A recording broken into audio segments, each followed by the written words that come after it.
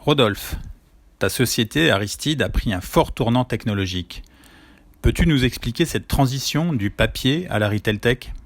En fait, l'aventure, elle a démarré il y a 30 ans et en même temps, le vrai déclenchement, c'est en 2007, lorsque on s'est penché sur les difficultés que nos clients avaient finalement à fabriquer ce dispositif promotionnel. C'était douloureux, c'était compliqué, c'était dit petit à petit, on va leur mettre à disposition des outils, des plateformes technologiques pour faire quelque chose de très simple et parfois un peu compliqué quand même, c'est de digitaliser le process à l'intérieur même des grands retailers, c'est-à-dire de faire en sorte qu'on tue les Excel, les PowerPoint, les mails et qu'on crée des interfaces de travail qui sont dédiées à l'univers de la distribution. Et c'est comme ça que l'aventure a démarré. Et c'est en digitalisant les process métiers, c'est-à-dire en faisant travailler des centaines d'acheteurs, des marketeurs, des communicants, des partenaires dans nos interfaces, qu'on a fini par constituer, un peu malgré nous, un asset assez incroyable, qui est cet asset de la promotion commerciale. Comment ces outils techno ont-ils été embarqués par tes clients GSA ? Qu'est-ce que cela a changé chez eux ?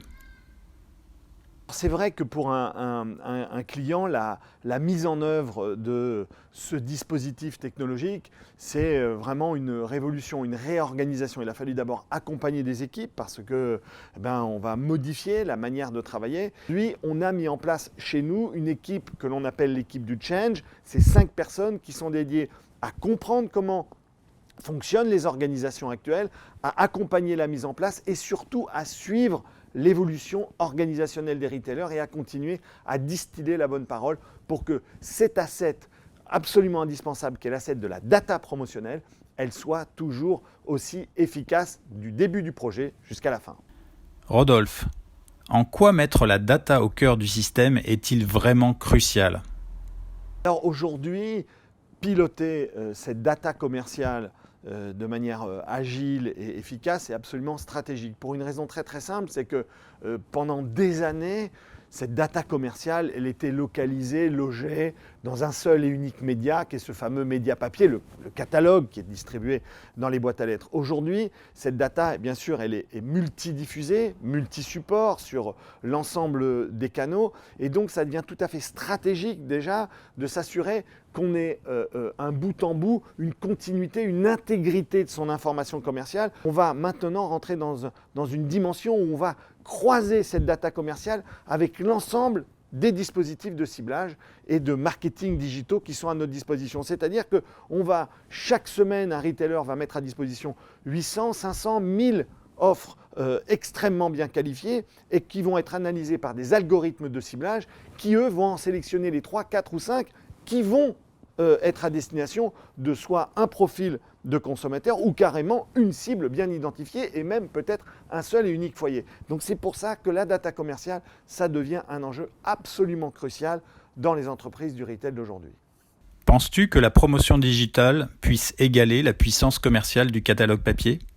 C'est vrai qu'aujourd'hui, la confrontation des deux modèles, des deux approches, n'a pas encore livré tous ses secrets. C'est-à-dire que d'un côté, on a une certitude, c'est l'efficience et l'efficacité du catalogue papier, à la fois dans son mode de consultation et puis dans sa puissance commerciale et promotionnelle, parce qu'un retailer, aujourd'hui c'est testé, qui arrête brutalement la diffusion de son catalogue sur son magasin, ça va être en 5, 7, 8, 10% de chiffre d'affaires en moins. Donc ça, on sait que quand on l'enlève de manière brutale, ça fait mal tout de suite et immédiatement.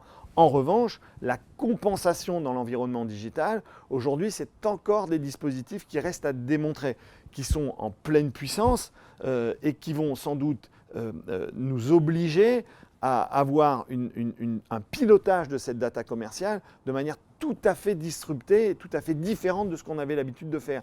Il va falloir sans doute avoir un nombre d'offres commerciales qui va être plus important qu'auparavant et il va falloir le lier, cette offre commerciale, la réconcilier avec l'ensemble des dispositifs algorithmiques de ciblage que sont les ciblages par zone de chalandise, par profil de consommation, par bien sûr les profils qui sont issus des cartes de fidélité que les retailers possèdent et c'est cette alchimie-là qui est encore à démontrer mais qui va être compensée exclusivement si on a deux règles. Un, une surexposition de cette offre commerciale, c'est-à-dire qu'on soit en permanence suralerté sur sa présence. On va sur YouTube, on va sur Facebook, on va sur Instagram et on est surexposé. Et la deuxième dimension, un surciblage, parce que mécaniquement, il va falloir s'assurer que plutôt que de présenter 800 pour que le client en choisisse 3, il va falloir lui choisir les 3 qui lui conviennent.